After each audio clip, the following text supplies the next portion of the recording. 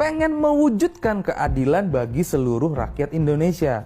Padahal Jakarta Timur selama 5 tahun dipimpin dia nggak ada satupun keadilan di sana. Belum lama ini ada kabar yang seram terkait ormas terlarang yang selama ini dikabarkan dekat dengan Anies Baswedan. Ormas itu siapa lagi kalau bukan HTI dan FPI. Seorang Anies akan gagal nyapres. Kenapa gagal nyapres? Akan ditinggalkan sama partai-partai yang mengusung. Dan saya harus melaksanakannya, maka saya petugas partai. Bapak Surya Paloh selaku Ketua Umum Nasdem, dan Anda hanya ditugaskan untuk menjalankan keputusan itu, tugas partai, menjalankan keputusan.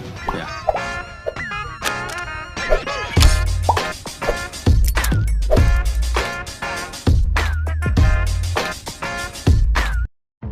Pengen mewujudkan keadilan bagi seluruh rakyat Indonesia. Padahal Jakarta Timur selama 5 tahun dipimpin dia nggak ada satupun keadilan di sana. Anies cuman demen mainnya di Sudirman Tamrin doang. Setiap pasukan buzzernya pamer hasil kerja Anies, yang dipamerin cuman Sudirman dan Tamrin doang. Ya nggak? Selama 5 tahun menjabat, nggak ada satupun pusat perekonomian baru atau pusat bisnis baru ataupun pusat perkantoran baru di wilayah Jakarta Timur. Terus gimana kondisi jalanan di Jakarta Timurnya? Lihat tuh di perempatan Pasar Rebo, yang jalanannya sampai bisa bikin ibu-ibu hamil brojol di tempat. Ada keadilan apa untuk warga Jakarta Timur selama dia memimpin? Yang paling parahnya, dia nyenggol masalah pendidikan dan kesehatan sebagai gagasan dia yang paling utama selain keadilan tadi. Anies, kerjaan elu pas Jakarta dibombardir COVID-19, elu itu kerjaannya cuman kayak gini. Ya, hari ini yang meninggal sekian, semoga amal ibadahnya diterima di sisinya. Habis itu ke kuburan untuk memastikan jumlah lobangnya cukup untuk seluruh warga Jakarta yang udah pergi karena COVID-19. Orang mah harusan jagain warganya, jangan sampai banyak yang meninggal. Lah ini malah fokus nyediain kuburannya doang. Terus gimana di bidang pendidikannya? Silakan cari di Google. Anies di demo ibu-ibu di Balai Kota Jakarta masalah PPDB Jakarta yang amburadul. Dan Aniesnya ngumpet di dalam. Nggak mau nyamperin emak-emak yang pada ngamuk-ngamuk tuh di luar karena ada anak yang tinggal di Jakarta Utara terus dapat kuota tempat malah di ujungnya Jakarta Selatan.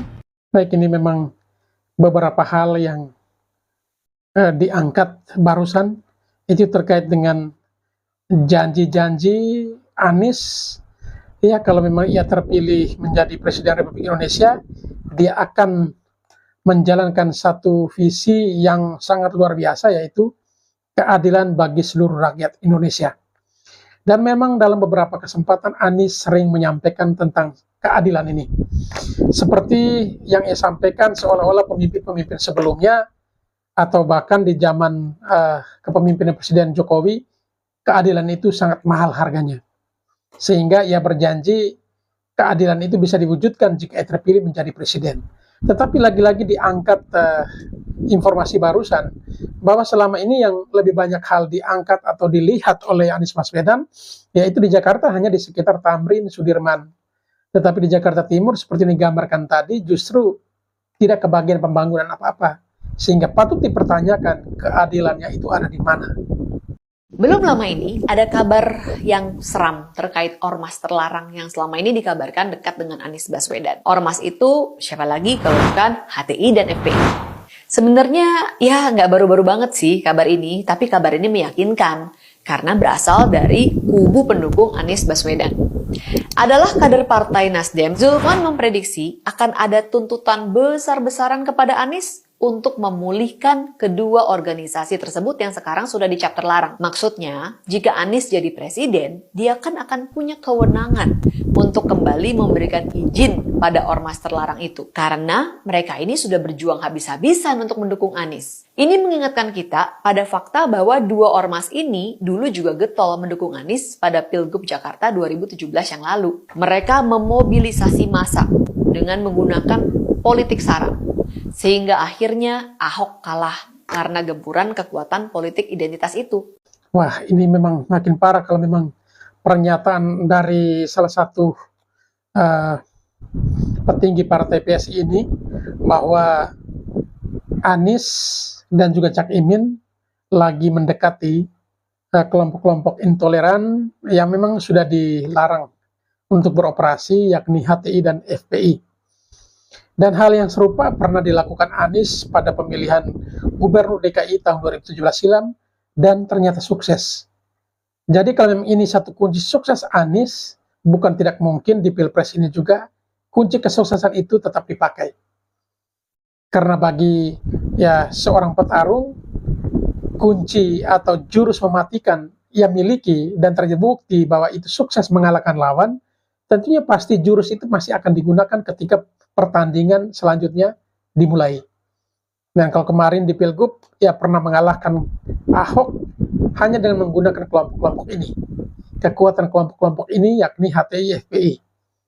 Dan bukan tidak mungkin sekalipun HTI, FPI sudah dilarang, tetapi pentolan-pentolannya masih ada dan gerakannya masih kelihatan, tentunya juga pasti jurus ini akan dipakai untuk menghalalkan segala cara untuk memenangkan paket Amin ini. Dan oleh karena itu sebagai warga Indonesia tentunya harus juga bisa mempertimbangkan hal tersebut. Jadi ini perlu banyak edukasi yang diberikan kepada masyarakat, sehingga masyarakat pun bisa melek informasi politik seperti ini, sehingga tidak menjadi sasaran empuk, janji-janji manis dari kelompok-kelompok tertentu, dan justru dibenturkan dengan isu sara. Seperti di Pilgub DKI dulu, ada mayat, ada ayat. Bahkan ada orang yang tidak pilih Anies, justru mayatnya pun tidak disolatkan. Dan itu sudah terjadi. Apakah kejadian DKI akan terjadi ulang kembali di Indonesia ini? Saya yakin semua kita akan sepaham dan sangat sepakat, cukupkanlah DKI yang mengalami hal tersebut. Jangan Indonesia secara keseluruhan alami hal yang sama. Dan saya harus melaksanakannya, maka saya petugas partai. Bapak Surya Paloh, selaku Ketua Umum Nasdem, dan Anda hanya ditugaskan untuk menjalankan keputusan itu, tugas partai, menjalankan keputusan. Ya. Dan saya harus melaksanakannya, maka saya petugas partai. Nah, ini pernyataan secara langsung dari Anies Baswedan. Ia mengakui dirinya bahwa ia adalah petugas partai. Tetapi sebelum-sebelumnya, para relawan Anies, tim suksesnya Anies sering berkuar-kuar bahwa Ganjar Pranowo itu adalah petugas partai yang ditunjuk oleh Megawati. Sedangkan Anies itu petugas rakyat. Tetapi pada akhirnya Anies sendiri juga menyatakan bahwa dirinya adalah petugas partai. Nah, ini memang harus dikaitkan. Kalau memang dia petugas rakyat, harusnya mungkin calon wakil presidennya juga dia yang tentukan. Karena sebelum-sebelumnya juga Surya Paloh menyatakan apa ketika ditanya media, siapa yang bakal mendampingi Anies? Surya Paloh menyatakan apa? Ya, biarkanlah Pak Anies sendiri yang menentukan mau berpasangan dengan siapa. Tetapi pada akhirnya justru Surya Paloh yang mencarikan pasangan untuk Anies Baswedan, yakni Cak Imin. Dan dengan keadaan seperti ini, ketika dikejar pertanyaan oleh Najwa Shihab, Anies Baswedan menyatakan apa?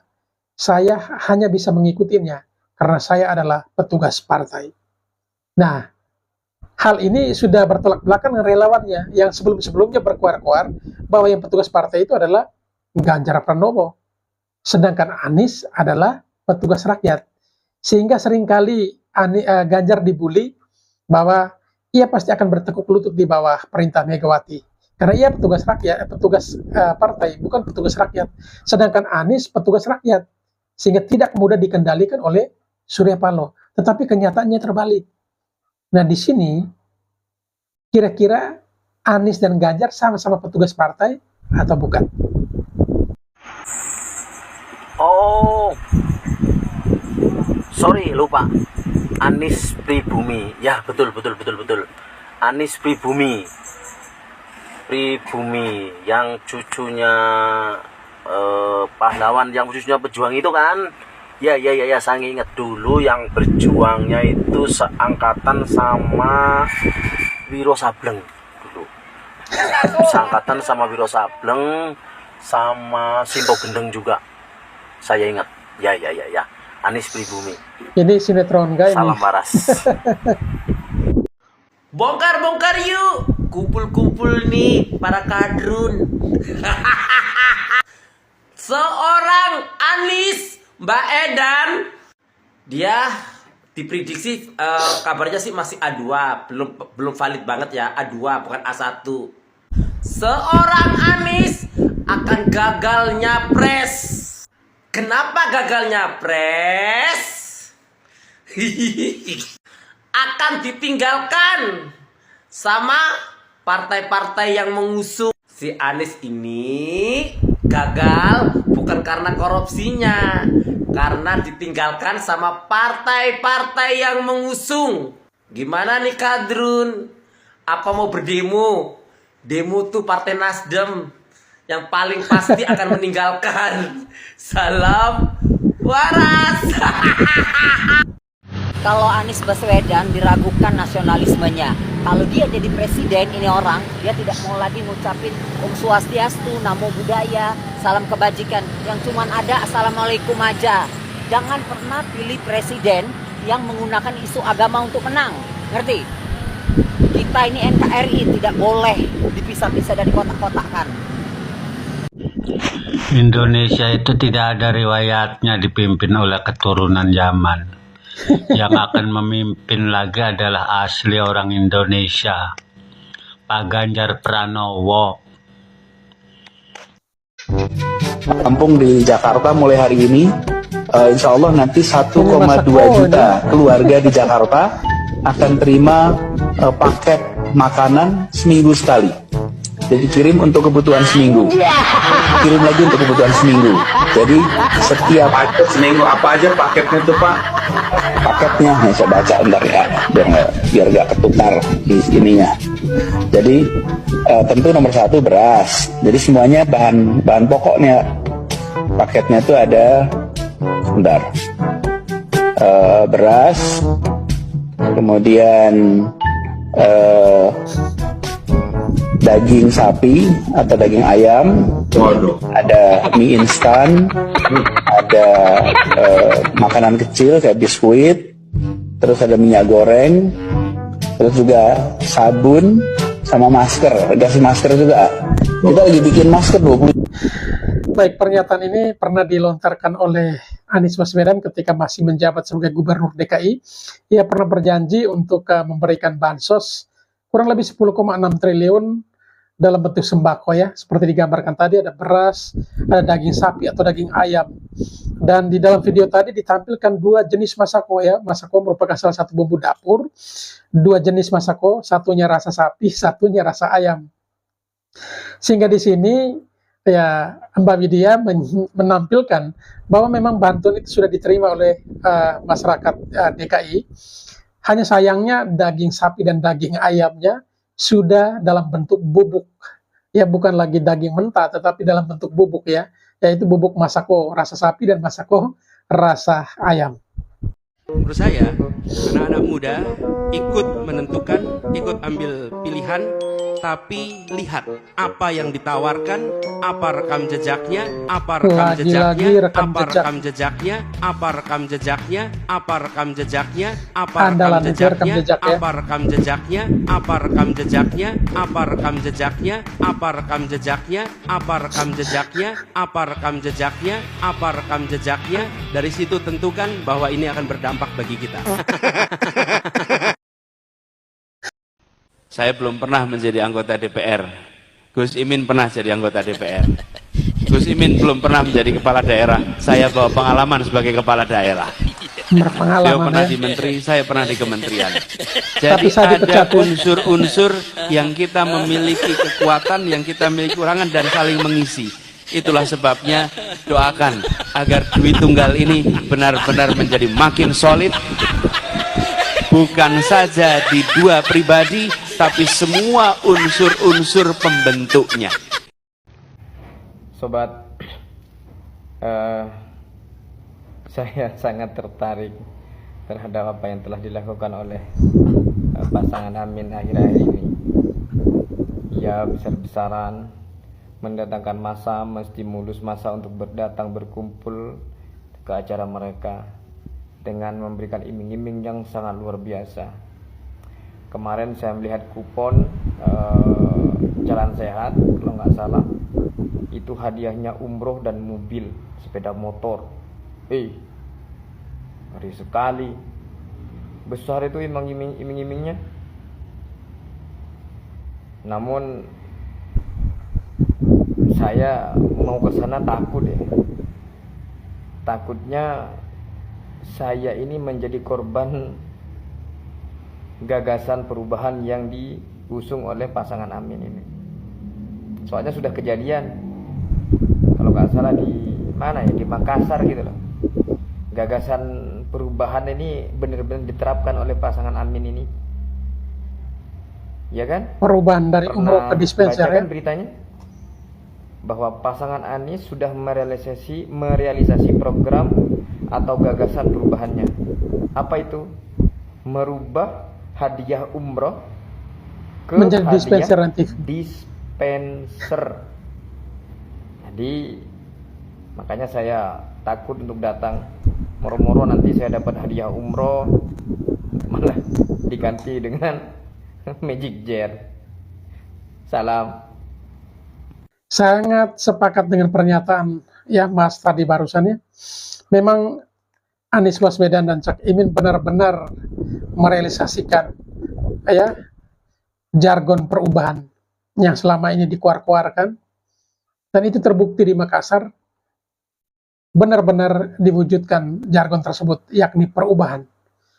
Ya, salah satu contoh praktisnya adalah merubah hadiah umroh menjadi dispenser dan televisi. Dan itu benar-benar direalisasikan. Oleh karena itu memang sangat luar biasa Anies Baswedan dan Cak Imin belum terpilih sudah mampu merealisasikan jargon tersebut.